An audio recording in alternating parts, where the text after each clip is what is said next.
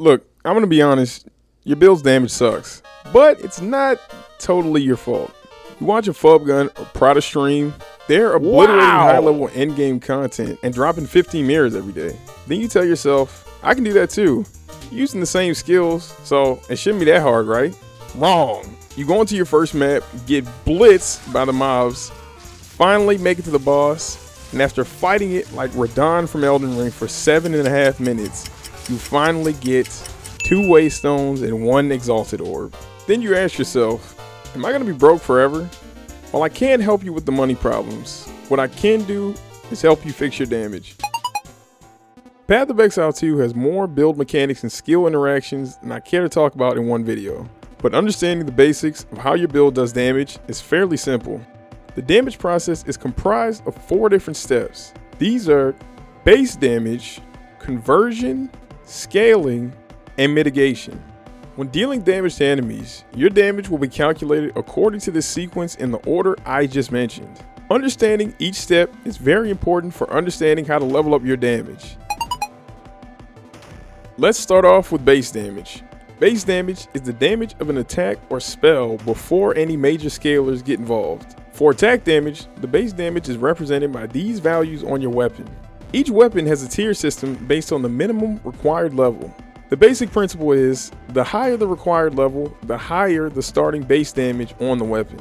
Spells work a little bit differently. For spells, the base damage is respective to the spell. The damage of each spell is shown on the skill gem in the skill gem's description.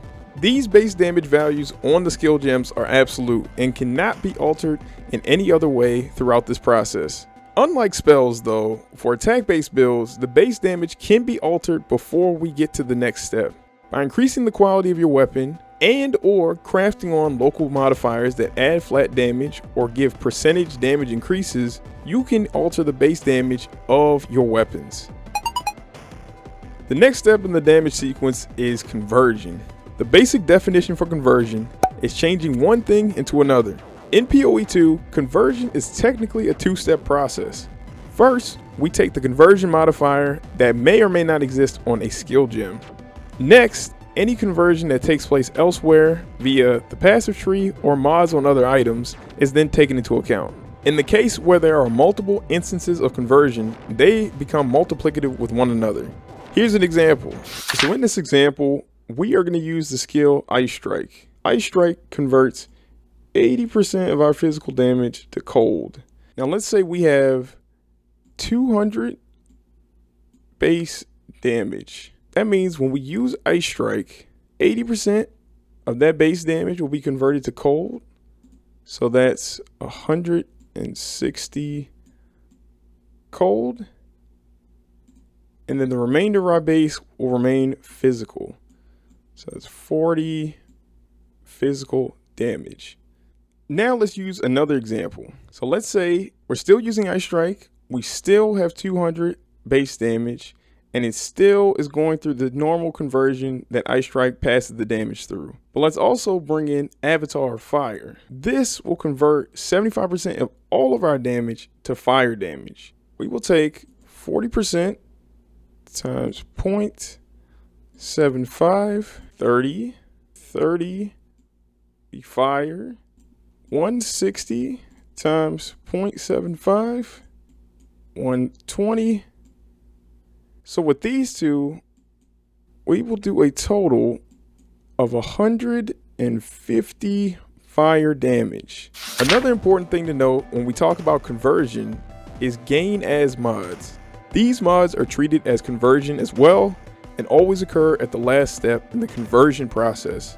Let's say we take the last example with a gain 29% is extra cold damage mod added on top. For this example, let's ignore this mod right here that says deal no non-fire damage. How the gain as mods work is we take the 150, multiply it times 0.29, we get 43.5.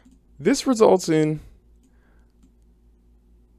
us keeping the 150 fire damage and then adding the 43.5 cold as flat damage. After the conversion step, we need to talk about damage scalars. Basic scalars include more or less modifiers, increase/decrease mods, and critical damage modifiers. In terms of increase or decrease mods, they are additive with one another. For example, if I have 30% increased fire damage, along with 25% increased elemental damage, and 10% decrease to elemental damage, I would end up with 45% damage increase in total. When it comes to more and less scalars, they work a bit different.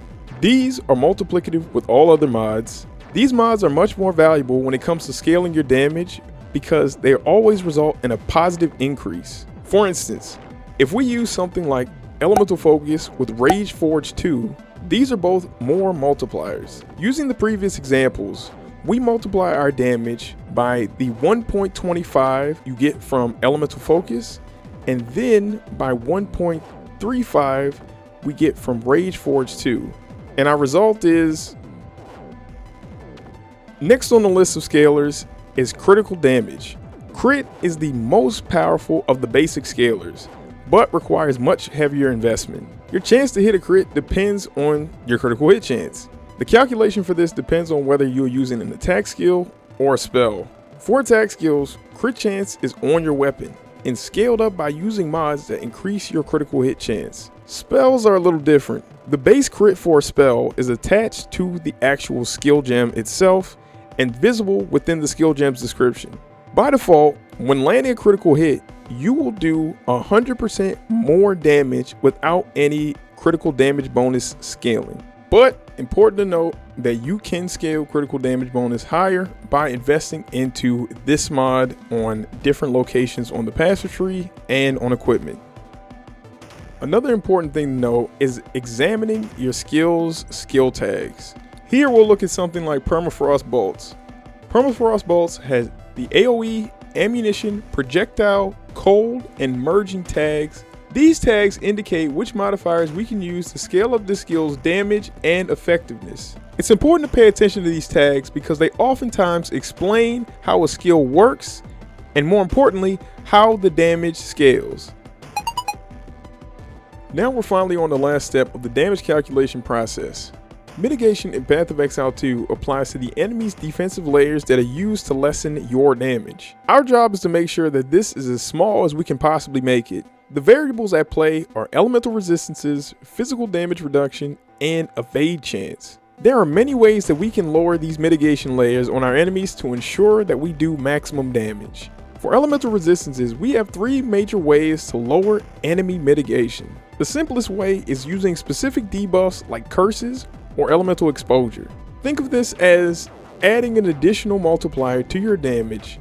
When we use something like elemental weakness, this will subtract the flat value applied by the debuff from the enemy's elemental resistance values.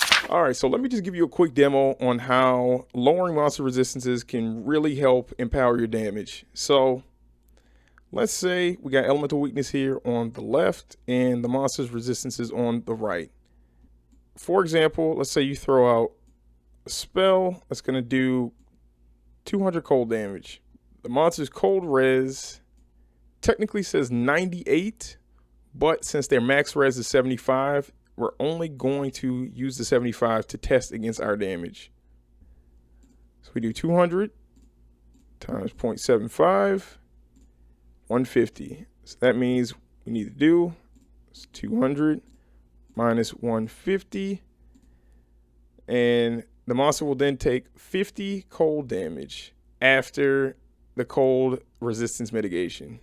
Now let's say before we send out our cold spell, we use elemental weakness on the monster, and let's just say it's level 20. Because the monster's total res is 98%, that is the number that we're gonna subtract the curse from.